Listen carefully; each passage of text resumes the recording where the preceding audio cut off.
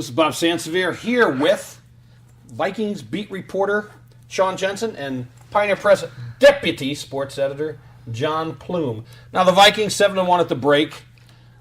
Give me in order, Sean, top three teams in the NFL. If the Vikings aren't in it, tell me where they would be. By virtue of what they've done, I think you'd have to, give the New Orleans Saints the edge at this point. I mean, they're still undefeated. Over the Colts. I'd probably go with the Colts first, and then I'd probably go New Orleans. Both those teams have, won some tough games and battled it out. And I'd say probably the Vikings are third, maybe tied for third with Pittsburgh, just because Pittsburgh did win that game. And they are the defending Super Bowl champions. And they're starting to look like they're getting their swagger back, too. How about you, John? New Orleans 1, Indianapolis 2, and the Vikings 3.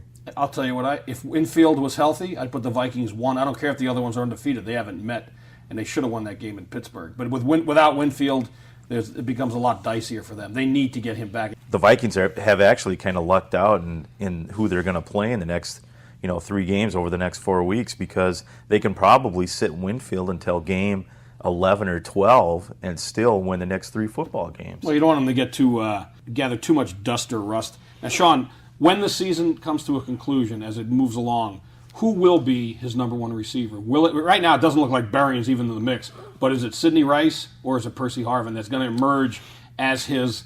He's always had a guy that was his go-to guy. He's always had 2 good receivers in Green Bay, but one guy always emerges the guy. It looked like 2 weeks ago it would be Sidney Rice, but this last game, you can make a pretty good case for Percy Harvin. Talk about in the classic sense, I think Percy's probably his go-to guy, because when he's looking, to make a third down or where he's looking to just get rid of the ball, Percy's generally the guy he's going to. Now Sidney may be his first look on a lot of first and second downs, and he's going to give him opportunities to make plays. But I think when he's being blitzed and when he's under pressure and when he's got to make a quick throw, I think Percy Harvin's been the guy. Right now he's leading the team in third down catches. John, tell me athletes that you could think of that beyond the age of 40 have played anywhere near this level. I mean, he's not playing. You can't say Brett Favre is playing great for a 40-year-old. He is playing great for an NFL quarterback.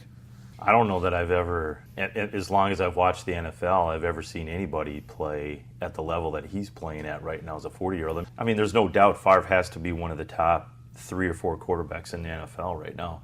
16 touchdowns, 3 interceptions, 68% completion rate. I mean, he's off the charts. This team wouldn't be where it is without the guy. And Sean, 7-1 at the break. What's the final regular season record? I'm going to say 13-3. Doesn't have a lot of confidence in them running the table. No, what do you think, John? I don't think that's going to happen either, running the table. But I think this is going to be the 98 version of the Atlanta Falcons. They'll go 14-2. They'll have to go to New Orleans to play the Saints in the NFC Championship. Sean, John, we'll be talking a little Vikings again, I got a feeling.